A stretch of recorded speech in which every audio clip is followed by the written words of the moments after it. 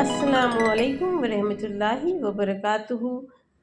आज हम एक बहुत ही अहम मौजू पर बात करेंगे जिसमें बहुत से लोगों के बड़े गलत तसव्वुरात हैं। और वो ये है कि बंदे कहते हैं जो लिखा है तकदीर में वो बदल नहीं सकता, और हमारी कोशिशों या दुआओं से तो हो गई क्या। लेकिन नबी करीम सल्लल्लाहु अलैहि वसल्लम ने हमें साफ बताया है कि दुआ तकदीर को बदल देती है। आइए इसको तफसील में दुआ और तकदीर के रिश्ते को समझने की कोशिश करते हैं कुरान और हदीस की रोशनी में। हदीस शरीफ में आता है, नबी करीम सल्लल्लाहु अलैहि वसल्लम ने फरमाया, ला यरुद्दुल क़दरा इल्ला दुआ वला यजीदु फिल उम्रि इल्लल बिर। यानी तकदीर को कोई चीज़ नहीं टाल सकती सिवाय दुआ के, और उम्र में कोई चीज़ इजाफा नहीं करती सिवाय नेकी के। तमाम रेफरेंसेस जो हदीस के हैं वो मैं डिस्क्रिप्शन में डाल दूँगी, अगर किसी को कोई कन्फ्यूजन हो तो क्रॉस कन्फर्मेशन कर सकते हैं। यानी दुआ तकदीर को बदल देने वाली अल्लाह ताला की सबसे बड़ी नेमत है। आइए कुरान से समझें। सूरह गाफिर आयत नंबर 60, इसमें मौजूद है, वक़ाल रब्बुकुम उदऊनी अस्तजिब लकुम। यानी और तुम्हारे रब ने फरमाया, मुझे पुकारो मैं तुम्हारी दुआ कबूल करूँगा। कुरान सच्चा है, कुरान अल्लाह का कलाम है। जब अल्लाह ताला ने कुरान में कहा कि मुझे पुकारो मैं तुम्हारी दुआ कबूल करूँगा, मतलब अल्लाह ताला जानते हैं ये बंदा दुआ करेगा और उसकी दुआ कबूल कर ली जाएगी। इस आयत में अल्लाह ने सिर्फ दावत नहीं दी बल्कि गारंटी दी है कि जब बंदा पुकारता है तो अल्लाह ताला जवाब देता है, उसके खैर के मामले करता है। इस आयत के साथ ही एक बड़ा सा राज छुपा है, वो ये है कि दुआ तकदीर को बदल देती है। आज चलिए हम समझें आगे इसके रिलेशन को। फिर हदीस शरीफ में आता है, ला यरुद्दुल क़द्र इल्ला दुआ वला यज़ीदु फिल उम्र इल्लल बिर। तकदीर को कोई चीज़ नहीं टाल सकती सिवाय दुआ के, और उम्र में कोई चीज़ बढ़ोतरी नहीं करती सिवाय नेकी के। यह हदीस सीधे सीधे बयान करती है दुआ तकदीर के फ़ैसले बदल देती है। एक और हदीस शरीफ समझें, अद्दुआ यनफ़उ मिम्मा नज़ल व मिम्मा लम यंज़िल। यानी दुआ उस चीज़ में भी फ़ायदा देती है जो उतर चुकी है, यानी जो मुसीबत आ चुकी है या तकलीफ़ आ चुकी है, और उसमें भी जो अभी नहीं उतरी, यानी जो नाजिल हो चुकी है और जो नाजिल होना बाकी है, उन दोनों में दुआ आपकी को फ़ायदा पहुँचाती है। इसका मतलब दुआ पास्ट पे भी इफ़ेक्ट डालती है और फ्यूचर पे भी।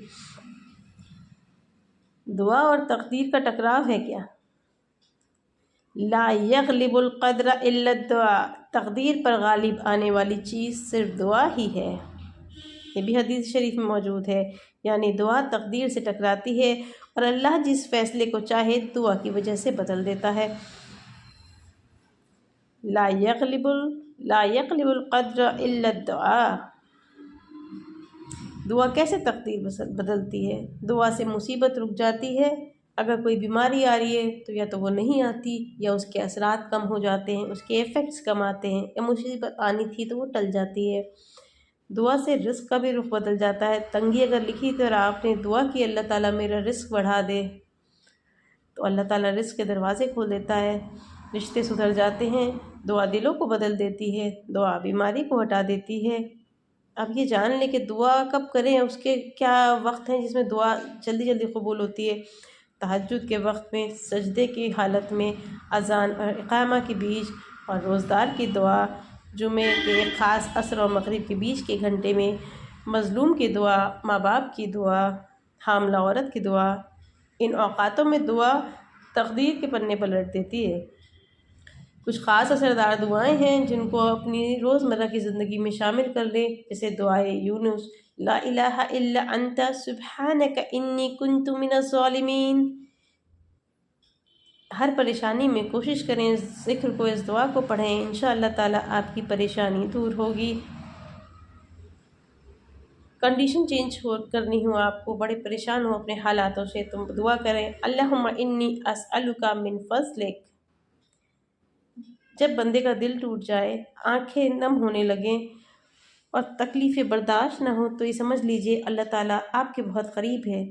जब अल्लाह ताला आपके क़रीब हो तो तकदीर बदलने में वक्त नहीं लगता। आज इस तफसीली डिस्कशन से एक बात पक्की समझ लें कि दुआ मांगना ही नहीं है सिर्फ हमें अल्लाह ताला से, और दुआ के लिए बिल्कुल पीछे पड़ जाना है कि नहीं, अल्लाह ताला तू ही देने वाला है, तू ही देगा।